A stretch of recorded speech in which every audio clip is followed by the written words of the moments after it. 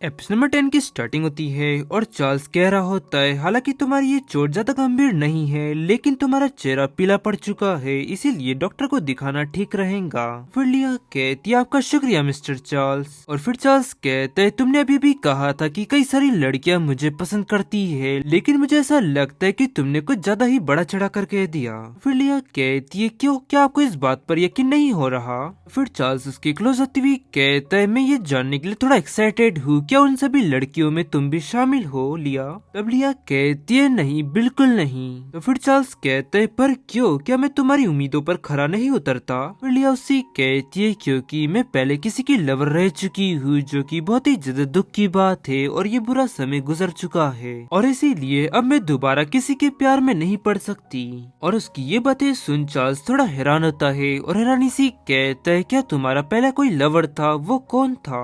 तब इस पर लिया कहती है, मैं आपको सम्मान से कह रही हूँ कि आप ऐसे कोई व्यक्ति नहीं है जो मेरी पर्सनल जिंदगी में दखल दे सके। और तभी वहाँ पर एलिस आने लगती है और चार्ल्स लिया से दूर होकर उससे कहता है, ऐसा लगता है कि आज के लिए हमारा काम पूरा हो चुका है। और फिर एलिस उनके पास पहुँचती है और कहती है, डॉक्टर प्लीज जल्दी से लिया को चेक कीजिए। और फिर चार्ल्स उससे कहता है, एलिस अब लिया को संभालने की जिम्मेदारी मैं तुम्हें सौंपता हूँ। अब एलिस उससे कहती है, हाँ बिल्कुल, लिया का ख्याल रखने के लिए आपका बहुत बहुत शुक्रिया। और फिर चार्ल्स कहता है, ये तो मेरी खुशनसीबी थी जो हम दोनों ने साथ में बगीचे में समय बिताया, और मुझे हम दोनों की अगली मीटिंग का बहुत ही बेसब्री से इंतजार रहेगा। और वहीं लिया उसकी ये सब बातें सुन मन में कहती है, क्या अगली मीटिंग? क्या उसका ये कहने का मतलब है कि वो फिर दोबारा आएगा? नहीं नहीं, मेरा सिर घूम रहा है और मैं ठीक से सोच नहीं पा रही। और फिर वो बेहोश हो जाती है और फिर सिर्फ उत्तर में लिया का रूम दिखाया जाता है, जहाँ पे उसे होश आता है और एलिस उसे जागता देख कहती है, लिया आखिरकार तुम जाग ही गई। और फिर लिया उसे कहती है, एलिस मुझे बेहोश हुए कितना समय हो चुका है?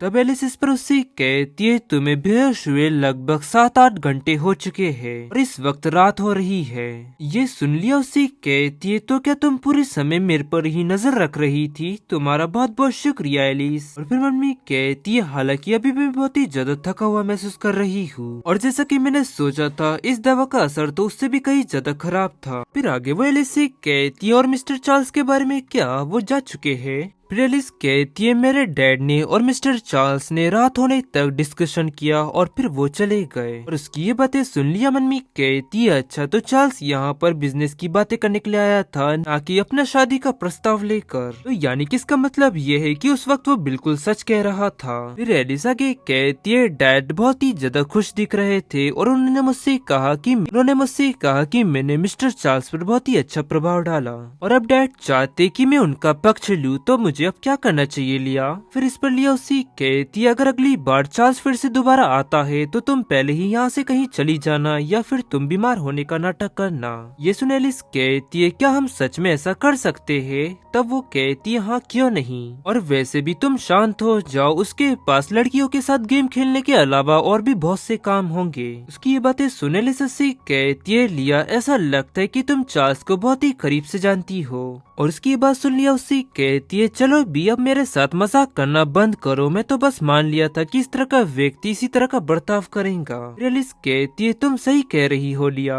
और वहीं लिया मन में कहने लगती है, चार्ल्स काफी ज्यादा खतरनाक है और अब से मुझे को और भी ज्यादा सावधान रहना होगा और उससे जितना दूर हो सके उतना दूर रहना होगा, और मैं थोड़े दिन और आराम करूंगी, उसके बाद टूटे हुए दिल के टुकड़े की तलाश करना शुरू करूंगी। और फिर सिर्फ वहीं दूसरी तरफ चार्ल्स वाइन पीते हुए मन में कह रहा होता है, ये काफी ज्यादा अजीब है, मैं जब भी उस लड़की के करीब होता हूँ तो खुद पर से मैं कंट्रोल खो देता हूँ, और आखिरकार मेरे साथ ऐसा क्यों हुआ? जब उसने मुझसे कहा कि उसका एक लवर रह चुका है तो मुझे ये जानकर इतना ज्यादा दुख क्यों हुआ? और ऐसा कभी नहीं होता है कि किसी व्यक्ति के मन में किसी अजनबी के लिए फीलिंग्स उठे। और फिर चार्ल्स अपने हाथ पे बने टैटू को देखते हुए मन में कहता है, आखिरकार मैं एक ऐसा व्यक्ति हूँ जो ऐसा कर रहा है। और फिर वो पुरानी बातें याद करने लगता है जहाँ पर उसके अंकल ने उससे कहा था, चार्ल्स क्या तुम ये बात जानते हो कि तुम्हें बचाने के लिए हमने अभिशाप की शक्तियों का इस्तेमाल किया और उसके दौरान हम लगभग मर ही चुके थे, और तुम्हारे हाथ पे बना ये सिंबल पावर का प्रूफ है, और जब कभी भी तुम अपने सिंबल को देखोगे तो तुम्हें अपनी ड्यूटी याद जाएंगी। और फिर चार्ल्स आगे उनसे कहता है अंकल अगर आप मुझसे पूछोगे तो ये सिंबल मेरी आंखों में बहुत ही ज्यादा खटकता है। उसकी बातें सुन वो चौंकते हुए कहते क्या। फिर चार्ल्स उनकी तरफ आगे बढ़ते हुए कहता है अंकल आप बहुत ही ज्यादा बूढ़े और कमजोर हो चुके हैं, इसीलिए आराम करने के लिए मैं आपको पहाड़ की विला में भेज रहा हूँ। और उसकी ये बातें सुन अंकल उससे कहते क्या तुम हमें सीमित करने की कोशिश कर रहे हो। तो फिर चार्ल्स कहता है अगर मैं ऐसा कर भी रहा हूँ तब भी आप इसे मना नहीं कर सकते। और फिर अंकल चिल्लाते हुए कहते चार्ल्स क्या तुम पागल हो चुके हो, बेकर फैमिली के लिए हमने क्या कुछ नहीं किया है और क्या तुम इस तरह हमारा कर्ज चुका रहे हो। और उनकी ये बात सुन वो स्माइल करते हुए कहते हैं दिलचस्प, लगता है आप ये बात भूल चुके हैं कि बेकर फैमिली को इस वक्त कौन शासन कर रहा है और अब आप मेरे मामलों में दखल दे रहे हैं। अगर आप मेरे परिवार के नहीं होते तो इस वक्त आप टुकड़ों में होते। आर्ट्स आओ और आकर इन्हें ले जाओ। और फिर नाइट्स आकर उन्हें पकड़कर वहाँ से ले जाने लगते हैं और इसी दौरान अंकल चिल्लाते हुए कहते तुम लोग मुझे छोड़ दो। और चार्ल्स तुम्हारे कहने का मतलब क्या है और तुम मेरे साथ इस तरह का बर्ताव बिल्कुल भी नहीं कर सकते। फिर प्रेजेंट में आगे वो मन में कहता है या तो उस लड़की ने मुझे मंत्र मुक्त कर दिया है या फिर उस लड़की के पास ऐसा कोई जादू है जिससे सारे मर्दून उसकी तरफ खींचे चले आते हैं। इस सब के अलावा उसका नाम लिया है, क्या ये सिर्फ एक इत्तेफाक हो सकता है। और मुझे ये जानना होगा कि आखिरकार उसका कैपिटल सिटी में आने का आखिरकार मकसद क्या है। और तभी वहाँ पर एक व्यक्ति आते हुए कहता है मिस्टर चार्ल्स ये मैं हूँ। तब वो कहता है अंदर आ जाओ। और फिर वो व्यक्ति अंदर आता है और कहता है मिस्टर चार्ल्स ये अफवाह का पता चल गया कि आपकी शादी की अफवाह किसने फैलाई थी, वो और कोई नहीं आपके अंकल थे। और आपके अंकल ये चाहते थे कि मेजेस्टी को यह यकीन हो जाए कि आप शादी करने जा रहे हैं और इसके लिए एक लड़की ढूंढ रहे हैं। और फिर चार्ल्स कहते है कोई बेवकूफी होगा जो इन बातों पर भरोसा करेगा। फिर वो व्यक्ति हैरानी से कहता है इस मामले को संभालने के लिए हमारा अगला कदम क्या होना चाहिए। चार्ल्स कहता है कुछ मत करो, ये अफवाह है और ये खुद ही अपने आप खत्म हो जाएंगी।